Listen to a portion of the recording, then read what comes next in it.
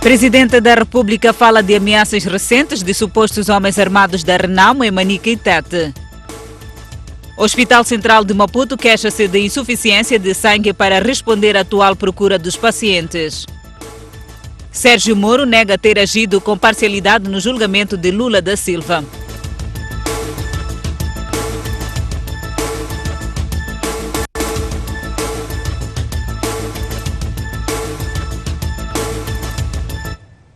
Olá, bem-vindo ao Jornal da Noite.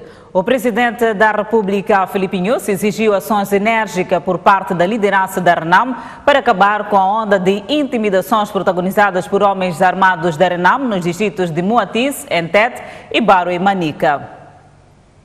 Segundo a população do posto administrativo de Zobwe, no distrito de Moatize, na província de Tete, alegados homens armados da Renamo têm protagonizado situações de instabilidade, restringindo a circulação e apoderando-se de alguns bens da população em algumas zonas daquele posto. Em comício popular, Filipe Nyusi disse ter informações sobre a situação e já levou a mesa de conversações com o Sofo Momadi. Uma das coisas que me levou a Chimoio para falar com o presidente da Renamo foi exatamente isto. Temos esse problema aqui em Moatize, mas também temos esse problema na província de Manica, no distrito de Barue. Temos muito tempo nesse distrito com 3 a 5 escolas encerradas porque as crianças tinham medo de ir para a escola. O chefe de Estado considera a situação de inaceitável e exigiu que a liderança da Renamo tome medidas para pôr cobro à situação. Discutimos esse assunto agora em Chimoio com o presidente da Renamo. Ele disse que não sabia e que ia procurar saber. Mas dissemos que temos um grupo daqueles que fazem observação e controla, onde tem oficiais da Renamo e oficiais do governo. E dissemos que esses terão que ir a essas zonas para ir ver essas bases, para falar com esses comandantes, dizer isso que está a fazer é mau. E até é anti-lei. Pode ter problema, isso pode obrigar que a polícia vai intervir. Como que um cidadão vai ser proibido de passar pelo caminho e ir à machamba dele? Ou quando deve passar tem que deixar uma mandioca lá. Tanto isso já falamos e vai haver essa verificação. Se isso continuar, eles primeiro vão tomar medida. Terão que ser a própria Renamo a tomar medida em tirar essas pessoas. Se não acontecer isso, teremos que de novo encontrar uma saída. Não pode haver moçambicano a ser proibido o espaço em Moçambique. Filipe Nyusi falou também do processo de desmilitarização das tropas da Renamo e reiterou a pertinência de encerrar o dossiê dentro de 2 meses. Nós agora estamos numa outra fase. Esta fase que acredito que frouxou um pouco, porque quando muda a liderança precisa de compreender um pouco os dossiês, mas não podemos parar mais. A única oportunidade que temos para trazer a paz efetiva é agora. Este foi o último comício do Presidente da República no quadro da visita de trabalho que desde segunda-feira vem realizando a província de Tete. Ainda em Tete, Filipe Nyusi falou da instabilidade em Cabo Delgado e exortou a população de todo o país a não se deixar manipular pelas manobras de desconhecidos que estão por detrás dos ataques. A instabilidade em Cabo Delgado continua a tirar sono a Filipe Nyusi. Em todos os comícios que realizou aqui na província de Tete, manifestou a sua inquietação e, pelo meio, voltou a deixar algumas críticas implícitas aos tribunais por causa de alegados insurgentes soltos pela justiça e que voltaram a juntar-se ao movimento. Uns foram apanhados, entregamos à justiça para julgar, uns foram condenados, mas grande parte saíram. É muito triste saber que daqueles que saíram, outros 2 foram apanhados agora, de novo, capturados em pleno combate, tiro a tiro, com soldados. Não sei se outros não desapareceram nesse combate todo. Mas esses que foram apanhados, o comandante perguntou, mas não é você que foi solto ali, que não há matéria para te prender? Ah, sim, não sou sozinho, sou eu com mais 11 colegas. É preciso vigilância, porque esses não são sérios. Não são sérios. Aparece ali não dizem nada, parecem inocentes. O resultado voltam de novo. Estamos a carregar ali, a mesma pessoa. Dizem que são 11. Como saíram mais de 100, não sabemos se não são os mesmos de novo que voltaram para lá. Mas 11 temos certeza que já voltaram. Filipe Nhosse pediu vigilância por parte da população e atenção para não se deixar manipular por falsas promessas e ideologias. Essas pessoas não se sabe quem são. Não querem dizer. Quando são apanhadas as crianças ou jovens que são enganados em algumas províncias para ir lá, dizer vamos lá para lhe dar emprego. Depois chega lá, são treinados um bocadinho e dizem, quando apanhamos, mata-me lá, eu sei que o meu coração, eu vou viver bem lá em cima, aqui na terra não tenho nada, mata-me lá. Você quem é? Mata-me lá. Quem ele mandou? Mata-me lá. São muitos. Não sabemos quem são esses. Queremos agora chamar a atenção aqui, jovens, mesmo adultos, porque alguns são adultos mesmo, não aceitem ser enganados. Ir viver bem ali depois de você matar alguém aqui. O verdadeiro religioso é contrário, não mata ninguém aqui na terra para ir viver bem lá. Agora quando você mata aqui, vai viver bem. Esse é Deus que nos trouxe na terra, agora é que manda nos matar de novo para nós irmos viver bem lá. Não aceito esses... E tudo isso é mentira. Seguimos com outras notícias. O Hospital Central de Maputo está com déficit de sangue para responder às necessidades dos doentes. Nos últimos 2 meses, a coleta de sangue baixou de 60 para 30 unidades diárias. Nunca logo compra na Rijula, Este é o testemunho de quem precisa de sangue para salvar sua vida e evitar que o pior aconteça.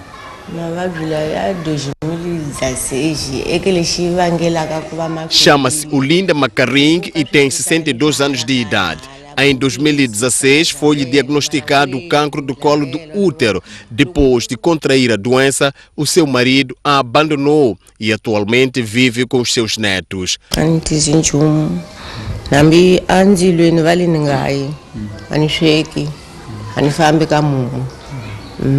Para poder prosseguir com o tratamento, Olinda Macaring precisa de 3 dadores de sangue e neste momento só conseguiu um, que é a sua filha.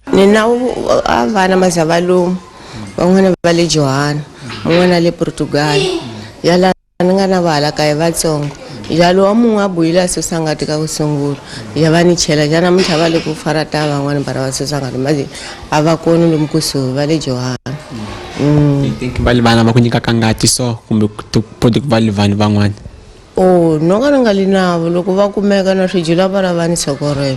Tal como Olinda, várias pessoas internadas nas enfermarias do Hospital Central de Maputo não têm recebido o sangue recomendado pelo médico que as assiste. Tudo porque reduziu o número de dadores na unidade sanitária.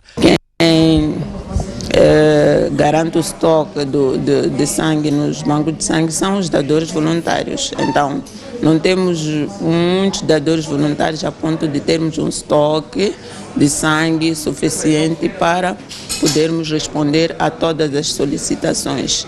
Anualmente, o Hospital Central de Maputo só consegue 26 mil unidades de sangue contra as 30 mil que seriam necessárias para suprir o déficit. Quero acreditar que se na nossa realidade conseguíssemos colher 30 mil unidades, seria suficiente. Neste momento estamos a colher cerca de 2 mil por mês. Enquanto isso não acontece, há alguns dadores de sangue que vão lutando contra o tempo para salvar vidas. Feliciano Sapatinha é dador de primeira viagem. Ele está a doar sangue para sua mãe internada na oncologia do Hospital Central de Maputo, mas assegura que vai doar para mais gente. A consciencialização que foi feita anteriormente para mim, tivesse sido feita antes, de certeza que eu poderia doar mais vezes. Porque a partir do momento que entrei aqui no banco de sangue e conversei com a diretora, por acaso, ela acabou sendo a ativista responsável para me influenciar a doar sangue. Passei a ter uma convicção de que estou a fazer um bem e gostaria de fazer um bem, por mais que eu não conhecesse a quem quem seria o beneficiário desse sangue. E Gilberto Pedro, que doa sangue há 16 anos, diz que sente-se bem a ajudar a salvar algo que o dinheiro não pode comprar: a vida. Doar sangue é dar a vida. É essa forma de dar a vida que eu também acho importante para transmitir à humanidade, né? E é gratificante porque você doa voluntariamente e não se sabe a quem vai, mas com certeza você sabe que vai ser útil. A 14 de julho celebra-se o Dia Mundial do Dador de Sangue, data que tem servido para sensibilizar as pessoas a doarem sangue de modo a salvarem vidas. O Conselho Autárquico de Quelimane aderiu hoje à Aliança para a Descarbonização dos Transportes.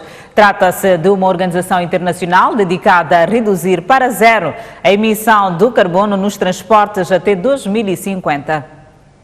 A ideia é descarbonizar os transportes e ajudar os países a minimizar os efeitos das mudanças climáticas. No ato da assinatura do acordo, que marcou a adesão de Quelimane à aliança, o edil Manuel de Araújo referiu que as cidades são elemento-chave no processo. E quanto maior for o compromisso das cidades, mas também porque nós, como governos locais, temos a vantagem da proximidade com os munícipes, daí também uma, digamos, maior fasquia na questão da legitimidade, portanto não é só a proximidade, mas também a legitimidade, e o facto de, nos casos de ocorrência de eventos extremos, aqueles que à primeira hora devem estar no local, muitas vezes sem meios, sem uma preparação adequada, são os governos locais. Sendo os transportes responsáveis pela emissão de 1/4 dos gases carbónicos do planeta, o ministro do Ambiente de Portugal, que é presidente da Aliança para a Descarbonização dos Transportes, desafiou as cidades a assumirem um compromisso a sério. Sentimos a necessidade de ir cada vez para mais perto das pessoas, porque não há decreto-lei, não há medida imposta que consiga esta transição na redução das emissões carbónicas se não houver um compromisso de todos, um compromisso social e, no fundo, até uma mudança de comportamentos. Ainda nesta terça-feira, o Conselho Autárquico de Maputo também aderiu à Aliança para a Descarbonização dos Transportes. A cidade da Beira conta desde hoje com uma estação móvel de tratamento de água doada por uma empresa portuguesa que irá beneficiar cerca de 3.000 famílias.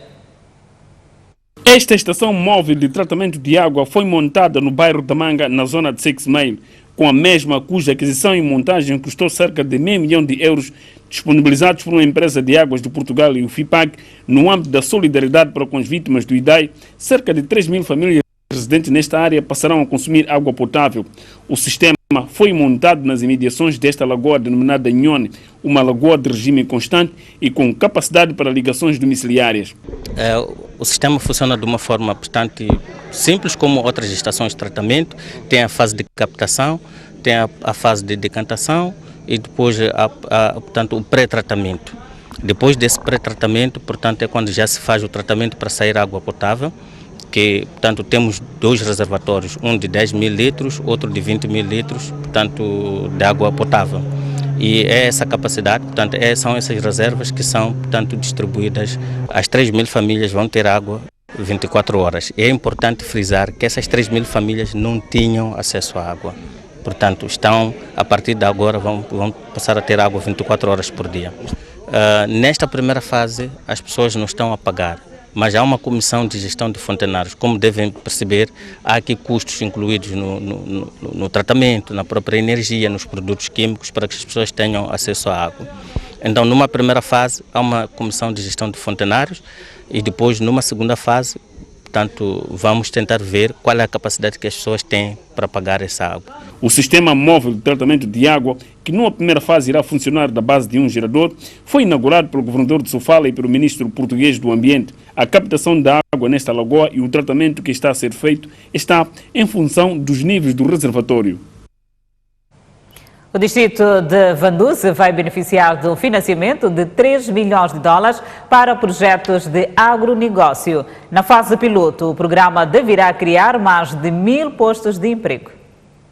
O distrito de Vanduze tem potencial na produção agrícola em Manica, mas os produtores não têm estado a beneficiar de financiamento para tornar rentáveis as suas atividades. Para contornar o cenário, o governo daquele distrito acaba de assinar um memorando de entendimento com uma entidade bancária que deverá desembolsar 3 milhões de dólares a título de empréstimo aos agricultores. Nós, quando olhamos para este projeto, olhamos para 4 linhas de intervenção. Estamos a falar do aumento da produção, da produtividade, estamos a falar da melhoria da competitividade, estamos também a falar, portanto, da melhoria da segurança alimentar.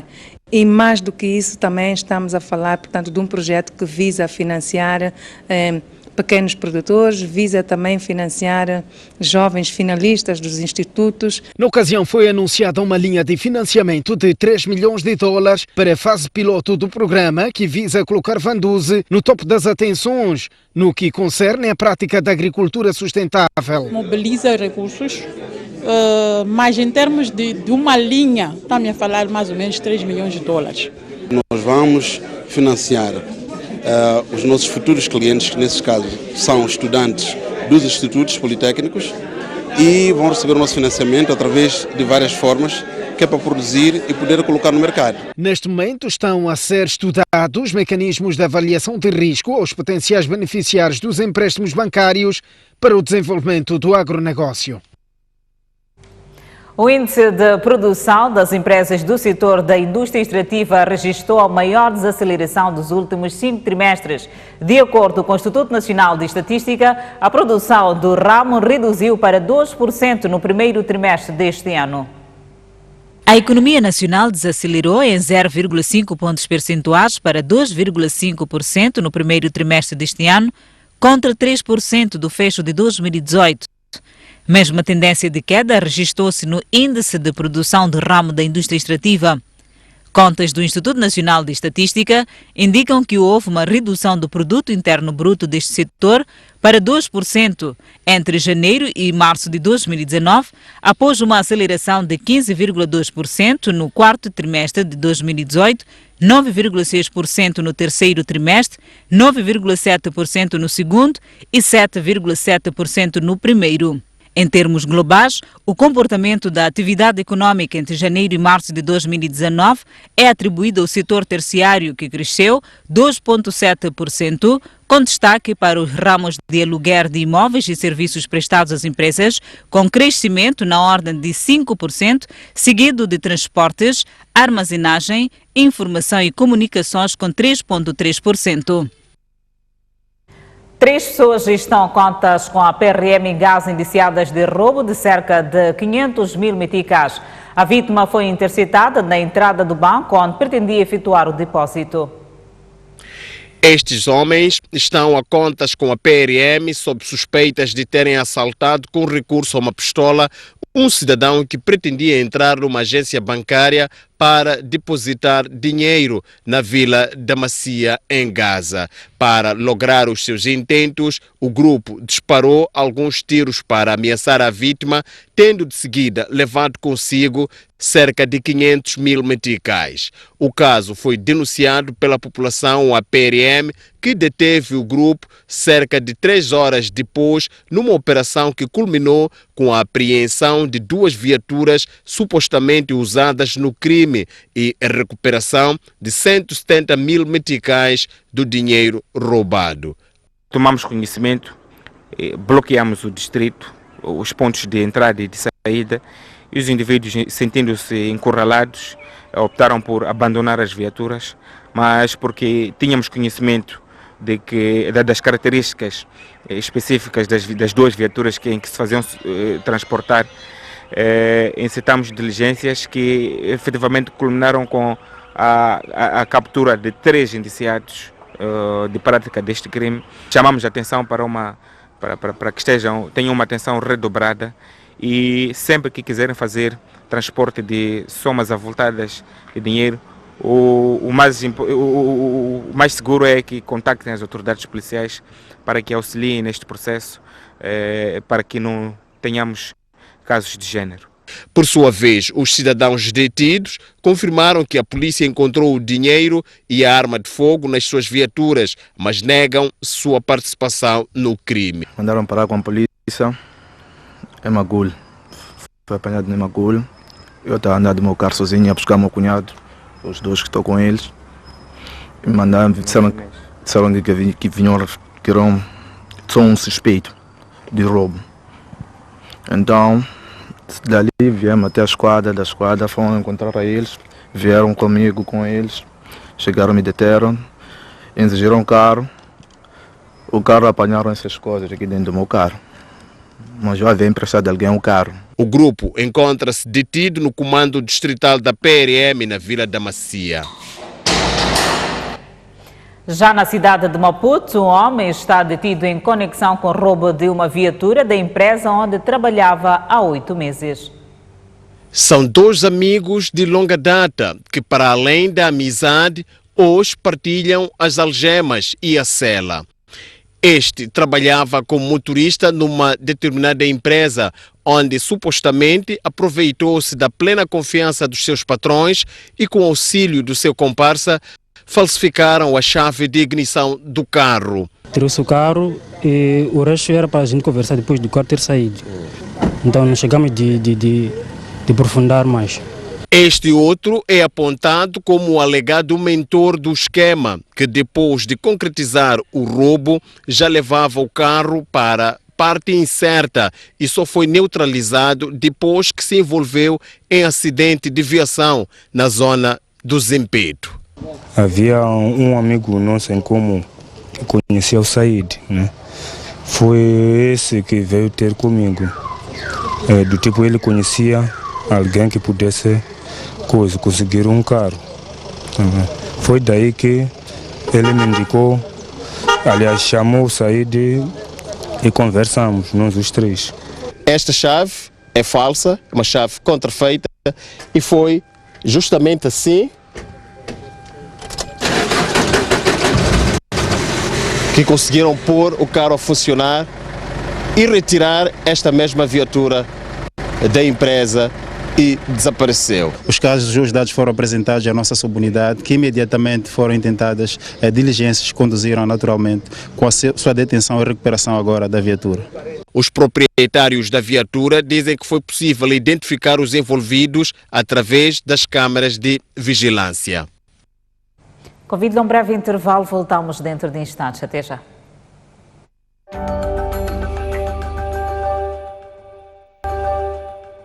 O Jornal da Noite. 8 detidos ligados às dívidas ocultas foram transferidos da cadeia da Machava para as celas do Serviço Nacional de Investigação Criminal Amator. A Procuradoria-Geral da República diz que a decisão foi tomada pelo Serviço Nacional Penitenciário.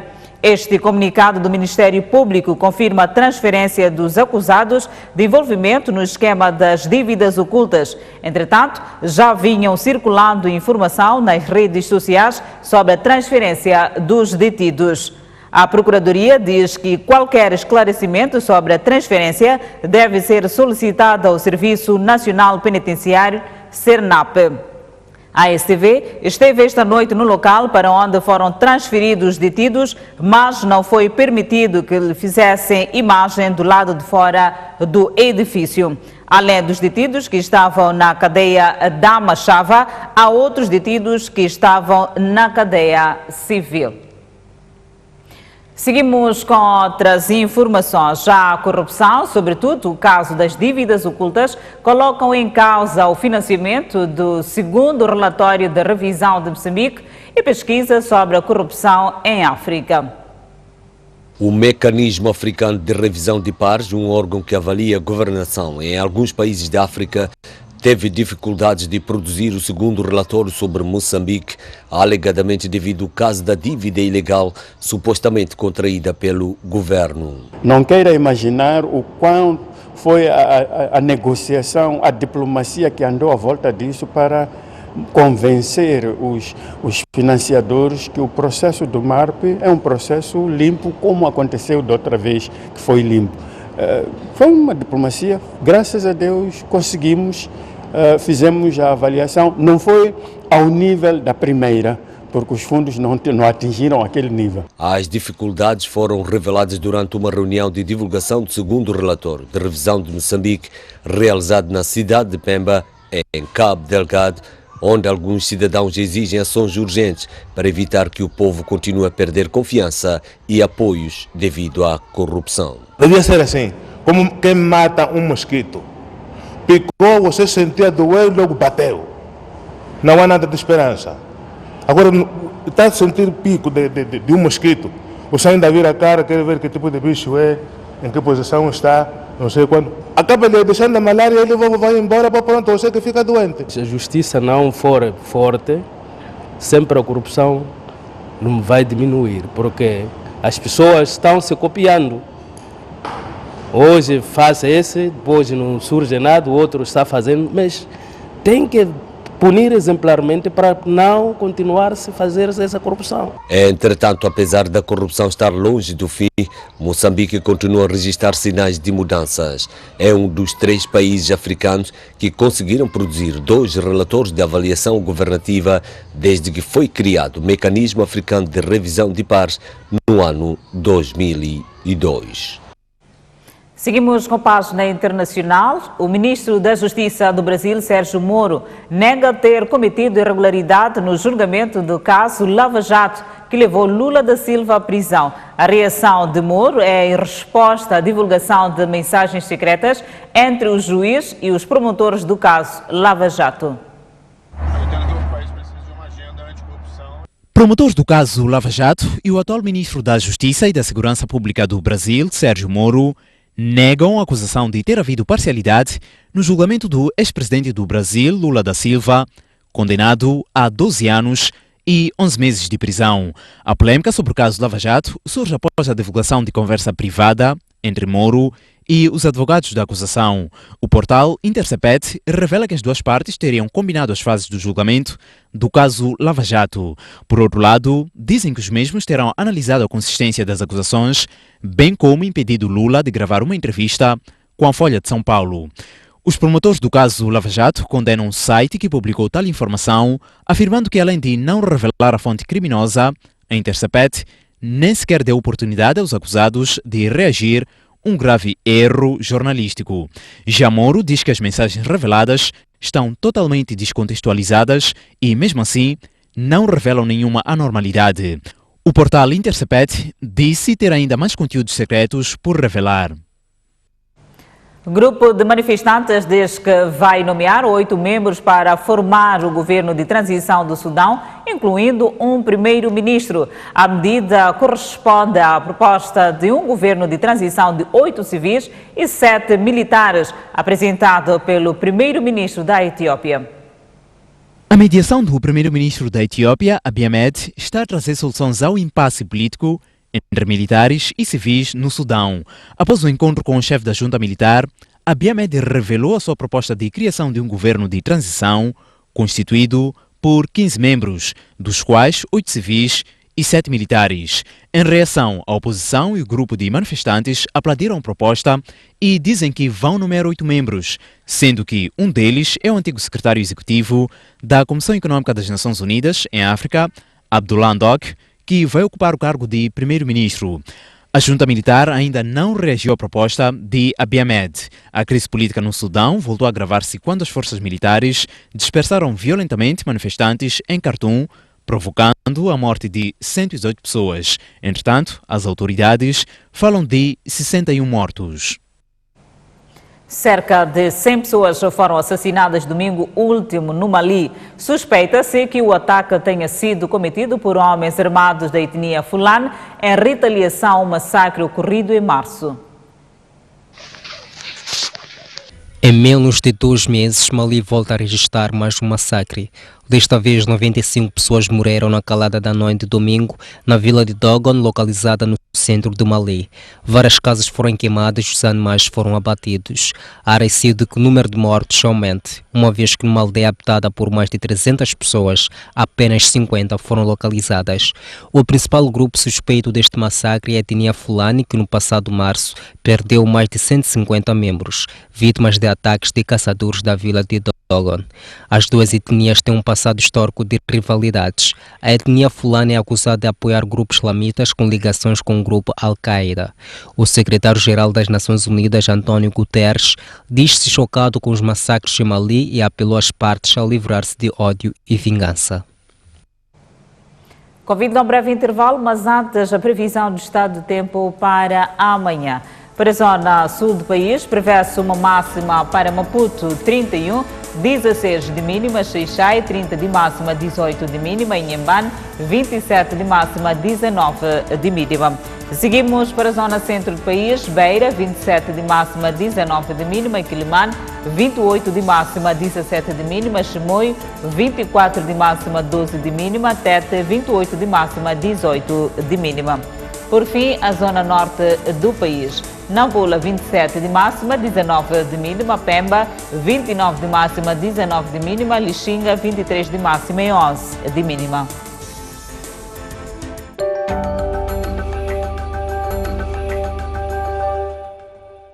De volta com a página desportiva. O Incomate de Chinavane incorre a uma multa de 200 mil meticais na sequência da falta de comparência verbada no passado sábado. O caso será analisado pelo Conselho de Disciplina da Liga Moçambicana de Futebol.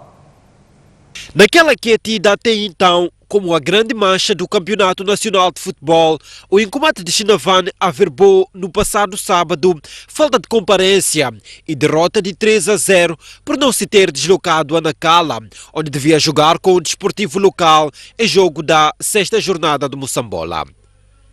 O clube ainda tentou negociar com a Liga Moçambicana, mas a agremiação deu uma resposta negativa. O caso já foi remetido ao Conselho de Disciplina da Liga Moçambicana de Futebol, que reúne esta terça-feira. Em relação à Chinavane, sim. Isso é um assunto consumado. Sim, deixa eu saber se há de haver alguma sanção ou não. Isso vai ser remetido ao Conselho de Disciplina. Depois ficou um comunicado, vamos transmitir. Há um perigo de acontecer a mesma coisa com o teste de Pungo, por exemplo, que fala de problemas de salários. A Liga está a começar a cautelar a situação? Se a Liga está a cautelar a situação, não tenho informação. A STV sabe que o Incomate de Chinavane incorre a uma multa de 200 mil meticais prevista no Regulamento de Disciplina da Liga Moçambicana de Futebol. Entretanto, o Desportivo de Nacala diz ter acumulado prejuízos com a não realização deste jogo inserido na 6ª jornada do Moçambola 2019. Faz parte da nossa gestão a receita do jogo. A média das nossas coletas de receita são cerca de 300 mil meticais por jogo. Só por causa desse assunto temos alguns problemas nesse momento para a inscrição de alguns jogadores que fazerão parte para reforçar o grupo de trabalho desportivo. Como sabe, nós dispensamos. Lembre-se que os atletas do Incomate abandonaram o lar do clube depois do jogo com o Costa do Sol em protesto contra o não pagamento de salários nos últimos 3 meses.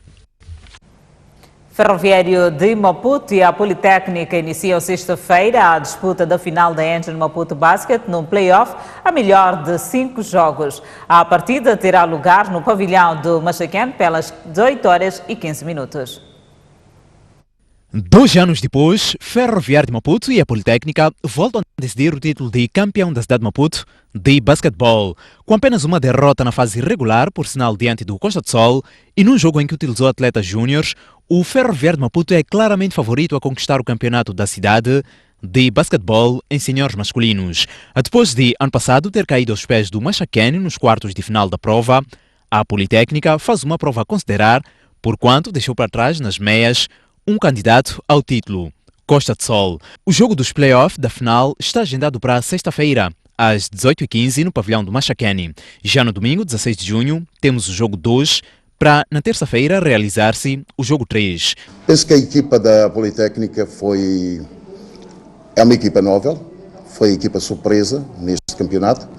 Todos nós fazemos o vaticínio que fosse a equipa de Costa do Sol aparecer na final com o Ferroviário de Maputo, mas pronto, apareceu a Politécnica. Penso que a Politécnica vai medir forças e bem com o Ferroviário de Maputo. Tal como ano passado, a organização reserva prémios aliciantes aos 3 primeiros classificados, assim como aos destaques individuais da prova. A comunicação já está a fluir, esperemos que o público venha em massa assistir os primeiros 3 jogos, sexta, domingo e terça-feira, no pavilhão do Machaqué. Os jogos do play-off da final da Angel Maputo Basket, a melhor de 5, serão transmitidos na STV e STV Notícias. E a Federação Moçambicana de Voleibol exige um lugar nos Jogos Africanos de Marrocos 2019, depois que a seleção masculina da modalidade garantiu a qualificação no regional disputado em Maputo. A seleção garantiu a qualificação aos Jogos Africanos deste ano na fase de apuramento que decorreu semana passada em Maputo, após vencer o Botsuana na final, mas não tem garantias de participar nos chamados Jogos Olímpicos de África. Isto porque o governo não tem condições financeiras para levar a modalidade a Marrocos. Esta terça-feira, a Federação Moçambicana de Voleibol concedeu conferência de imprensa para apelar aos apoios, por forma a garantir a participação da seleção, que pretende aproveitar a oportunidade para ganhar ritmo competitivo e pontuação para lutar pelos Jogos Olímpicos de Tóquio. Estamos cientes das dificuldades que o país está a passar, mas estamos esperançados que o Ministério e o Governo possam olhar para o voleibol de uma forma diferente, para que o sonho destes atletas que lograram ter a vitória que tivemos aqui se materialize.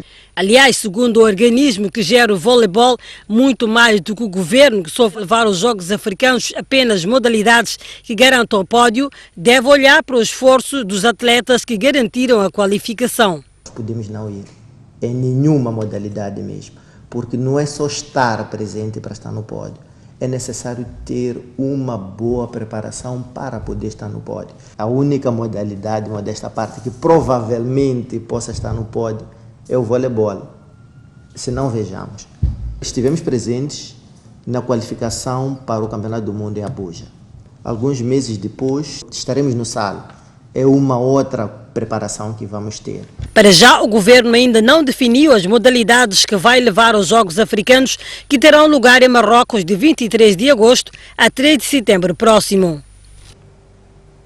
E desta maneira colocar um ponto final ao Jornal da Noite. Obrigada pela atenção dispensada. Encontro marcados daqui a pouco na Noite Informativa. Até já.